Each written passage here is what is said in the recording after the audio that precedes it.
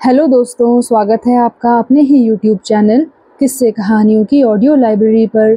अभी हम सुन रहे हैं मुंशी प्रेमचंद्र द्वारा रचित उपन्यास प्रेम आश्रम का भाग 7। तो चलिए सुनते हैं आज का भाग।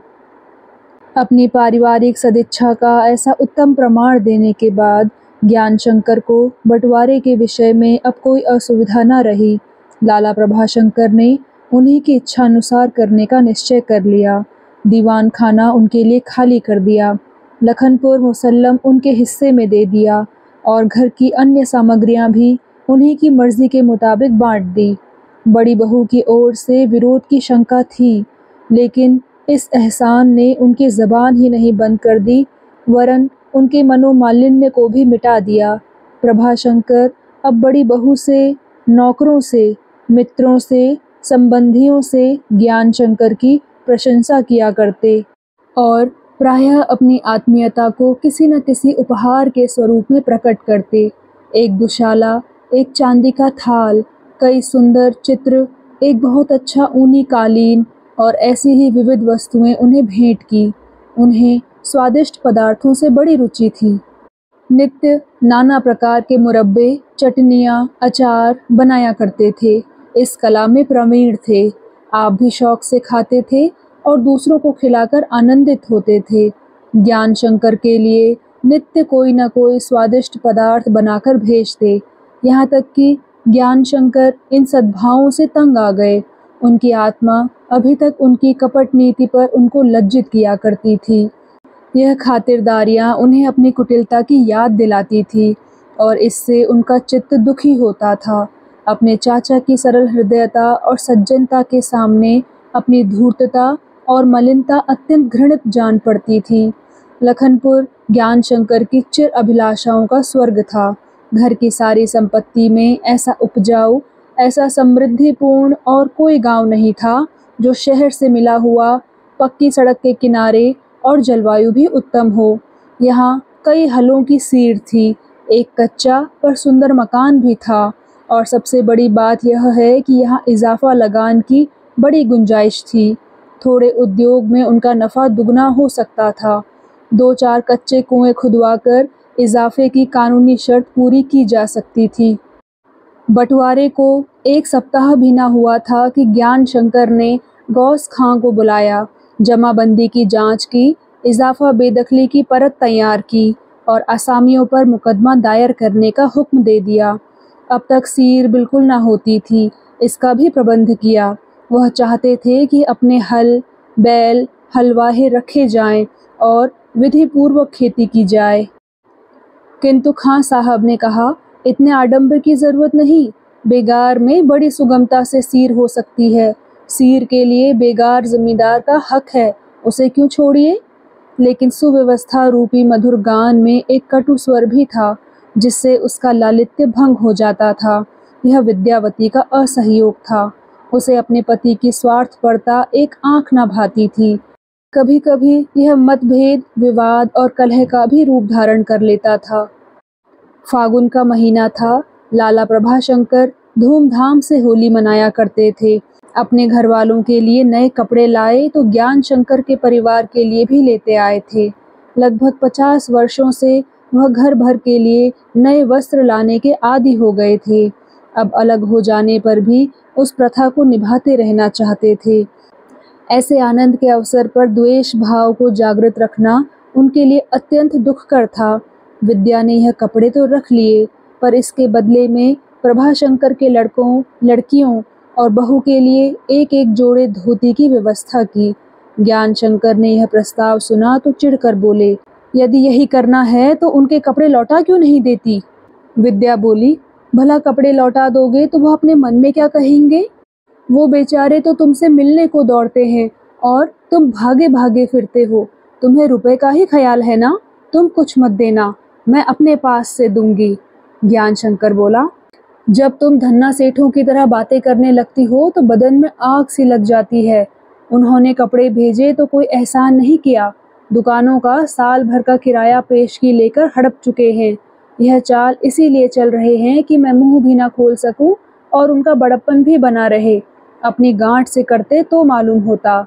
विद्या बोली, तुम दूसरों की कीर्ति को कभी कभी ऐसा मिटाने लगते हो कि मुझे तुम्हारी अनुदारता पर दुख होता है। उन्होंने अपना समझकर उपहार दिया, तुम्हें इसमें उनकी चाल सूझ गई। ज्ञानशंकर बोला, मुझे भी घर में बैठे सुख भोग की सामग्रियां मिलती तो मैं तुमसे अधिक उदार बन जाता। तुम्हें क्या मालूम है कि मैं आजकल कितनी मुश्किल से गृहस्थी का प्रबंध कर रहा हूँ। लखनपुर से जो थोड़ा बहुत मिला उसी में गुजर हो रहा है। किफायत से ना चलता तो अब तक सैकड़ों का कर्ज हो गया होता। केवल अदालत के लिए सैकड़ों रुपए की जरूरत है। बेदखली और इजाफे के कागज पत्र तैयार हैं, पर मुकदमा दायर करने के लिए हाथ में कुछ भी नहीं। उधर गांव वाले भी बिगड़े हुए हैं। ज्वाला सिंह ने अब के दौरे में उन्हें ऐसा सिर चढ़ा दिया कि मुझे कुछ समझते ही नहीं। मैं तो इन चिंताओं से मरा जाता हूँ और तुम्हें एक ना एक खुराफात सूझा करती है। विद्या बोली, मैं तुमसे रुपए तो नहीं मांगती। ज्ञानशंकर बोला, मैं अपने और तुम्हारे रुपयों में कोई भेद नहीं समझता। हाँ, जब राव साहब तुम्हारे नाम कोई जायदाद लिख देंगे तो समझने लगूंगा। विद्या बोली, मैं तुम्हारा एक पैसा नहीं चाहती। ज्ञानशंकर बोला, माना, लेकिन वहां से भी तुम रोकड़ नहीं लाती हो। साल में 150 रुपए मिल जाते होंगे, इतने पर ही तुम्हारे पैर जमीन पर नहीं पड़ते। छिछले ताल की तरह उबलने लगती हो। विद्या बोली, तो क्या चाहते हो कि वह तुम्हें अपना घर उठाकर दे दे? ज्ञानशंकर बोला, वह बेचारे आप तो आधा लें, मुझे क्या देंगे? मैं तो ऐसे आदमी को पशु से गया गुजरा समझता हूँ, जो आप तो लाखों उड़ाए और अपने निकटतम संबंधियों की बात भी ना पूछे। वह तो अगर मर भी जाए तो मेरी आंखों में आंसू ना आए। विद्या बोली, तुम्हारी आत्मा इतनी संकुचित है, यह मुझे आज मालूम हुआ। ज्ञानशंकर बोला, ईश्वर को धन्यवाद दो कि मुझसे विवाह हो गया, नहीं तो कोई बात भी ना पूछता। लाला बरसों तक दही दही हाँकते रहे, पर कोई सेंत भी ना पूछता था। विद्यावती इस मर्माघात को न सह सकी। क्रोध के मारे उसका चेहरा तमतमा उठा।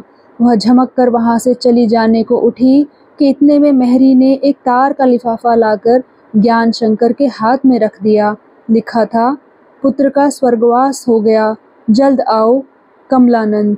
ज्ञानशंकर ने तार का कागज जमीन पर फेंक दिया और लंबी सांस खींचकर बोले, ओह शोक, परमात्मा, यह तुमने क्या किया? विद्या ठिठक गई। ज्ञानशंकर ने विद्या से कहा, विद्या, हम लोगों पर वज्र गिर पड़ा, हमारा। विद्या ने कातर नेत्रों से देखकर कहा, मेरे घर पर तो कुशल है ना? ज्ञानशंकर बोला, हाय प्रिय, किस मुंह से कहूँ कि सब कुशल है। वह घर उजड़ गया, उस घर का दीपक बुझ गया। बाबू रामानंद अब इस संसार में नहीं है। हे ईश्वर। विद्या के मुंह से सहसा एक चीख निकल गई। विह्वल होकर भूमि पर गिर पड़ी और छाती पीट पीट कर विलाप करने लगी। श्रद्धा दौड़ी हुई आई, महरियां जमा हो गई। बड़ी बहू ने रोना सुना तो अपनी बहू और पुत्रियों के साथ आ पहुंची। कमरे में स्त्रियों की भीड़ लग गई। माया शंकर माता को रोते देखकर चिल्लाने लगा। सभी स्त्रियों के मुख पर शोक की आभा थी और नेत्रों में करुणा का जल। कोई ईश्वर को कोसती थी, कोई समय की निंदा करती थी। अकाल मृत्यु कदाचित हमारी दृष्टि में ईश्वर का सबसे बड़ा अन्याय है। यह विपत्ति हमारी श्रद्धा और भक्ति का नाश कर देती है, हमें ईश्वर द्रोही बना देती है। हमें उनकी सहन बढ़ गई है, लेकिन हमारी अन्याय पीड़ित आंखें भी यह दारुण दृश्य सहन नहीं कर पाती। अकाल मृत्यु हमारे हृदय पट पर सबसे कठोर दैवी आघात है। यह हमारे न्याय ज्ञान पर सबसे भयंकर बलात्कार है। पर हाँ, स्वार्थ संग्राम, यह निर्दय वज्र प्रहार ज्ञानशंकर को सुखद पुष्प वर्षा के तुल्य जान पड़ा। उन्हें क्षणिक शोक अवश्य हुआ, किंतु तुरंत ही हृदय में नई आकांक्षाएं तरंगे मारने लगी। अब तक उनका जीवन लक्ष्यहीन था, अब उसमें एक महान लक्ष्य का विकास हुआ। विपुल संपत्ति का मार्ग निश्चित हो गया। ऊसर भूमि में हरियाली लहरें मारने लगी। राय कमलानंद के अब और कोई पुत्र न था। 2 पुत्रियों में एक विधवा और निसंतान थी। विद्या को ही ईश्वर ने संतान दी थी और माया शंकर अब राय साहब का वारिस था। कोई आश्चर्य नहीं कि ज्ञान शंकर को यह शोकमय व्यापार अपने सौभाग्य की ईश्वरकृत व्यवस्था जान पड़ती थी। वह माया शंकर को गोद में लेकर नीचे दीवान खाने में चले आए और विरासत के संबंध में स्मृतिकारों की व्यवस्था का अवलोकन करने लगे। वह अपनी आशाओं की पुष्टि और शंकाओं का समाधान करना चाहते थे। कुछ दिनों तक कानून पढ़ा था। कानूनी किताबों का उनके पास अच्छा संग्रह था। पहले मनुस्मृति खोली, संतोष न हुआ। मिताक्षरा का विधान देखा, शंका और भी बढ़ी। याज्ञवल्क्य ने भी विषय का कुछ संतोषप्रद स्पष्टीकरण न किया। किसी वकील की सम्मति आवश्यक जान पड़ी। वह इतने उतावले हो रहे थे कि तत्काल कपड़े पहनकर चलने को तैयार हो गए। कहार ने कहा, माया को ले जा, बाजार की सैर करा ला। कमरे से बाहर निकले ही थे कि याद आया, तार का जवाब नहीं दिया। फिर कमरे में गए, संवेदना का तार लिखा। इतने में लाला प्रभाशंकर और दयाशंकर आ पहुँचे। ज्ञान शंकर को इस समय उनका आना जहर सा लगा। प्रभाशंकर बोले, मैंने तो अभी सुना, सन्नाटे में आ गया। बेचारे राय साहब को बुढ़ापे में यह बुरा धक्का लगा, घर ही वीरान हो गया। ज्ञान शंकर बोला, ईश्वर की लीला विचित्र है। प्रभाशंकर बोले, अभी उम्र ही क्या थी, बिल्कुल लड़का था। तुम्हारे विवाह में देखा था, चेहरे से तेज बरसता था। ऐसा प्रतापी लड़का मैंने नहीं देखा। ज्ञान शंकर बोला, इसी से तो ईश्वर के न्याय विधान पर से विश्वास उठ जाता है। दयाशंकर बोला, आपकी बड़ी साली के तो कोई लड़का नहीं है ना? ज्ञान शंकर ने विरक्त भाव से कहा, नहीं। दयाशंकर बोला, तब तो चाहे माया ही वारिस हो। ज्ञान शंकर ने उनका तिरस्कार करते हुए कहा, कैसी बातें करते हो, ऐसी बातों का यह समय नहीं है। दयाशंकर लज्जित हो गए। ज्ञान शंकर को अब यह विलंब असह्य होने लगा। पैर गाड़ी उठाई और दोनों आदमियों को बरामदे में ही छोड़कर डॉक्टर इरफान अली के बंगले की ओर चल दिए, जो नामी बैरिस्टर थे। बैरिस्टर साहब का बंगला खूब सजा हुआ था। शाम हो गई थी। वह हवा खाने जा रहे थे। मोटर तैयार थी, लेकिन मुवक्किलों से जान न छूटती थी। वह इस समय अपने ऑफिस में आराम कुर्सी पर लेटे हुए सिगार पी रहे थे और अपने छोटे टेरियर को गोद में लिए उसके सिर में थपकियां देते जाते थे। मुवक्किल लोग दूसरे कमरे में बैठे थे। वह बारी बारी से डॉक्टर साहब के पास आकर अपना वृत्तांत कहते जाते थे। ज्ञान शंकर को बैठे बैठे 8 बज गए। तब जाकर उनकी बारी आई। उन्होंने ऑफिस में जाकर अपना मामला सुनाना शुरू किया। क्लर्क ने उनकी सब बातें नोट कर ली। इसकी फीस 5 रुपए हुई। डॉक्टर साहब की सम्मति के लिए दूसरे दिन बुलाया। उसकी फीस 500 रुपए थी। यदि उस सम्मति पर कुछ शंकाएं हों तो उसके समाधान के लिए प्रति घंटा 200 रुपए देने पड़ेंगे। ज्ञान शंकर को मालूम न था कि डॉक्टर साहब के समय का मूल्य इतना अधिक है। मन में पछताए कि नाहक इस झमेले में फंसा। क्लर्क की फीस तो उसी दम दे दी और घर से रुपया लाने का बहाना करके वहाँ से निकल आए। लेकिन रास्ते में सोचने लगे, इनकी राय ज़रूर पक्की होती होगी, तभी तो उसका इतना मूल्य है, नहीं तो इतने आदमी उन्हें घेरे क्यों रहते। कदाचित इसीलिए कल बुलाया है।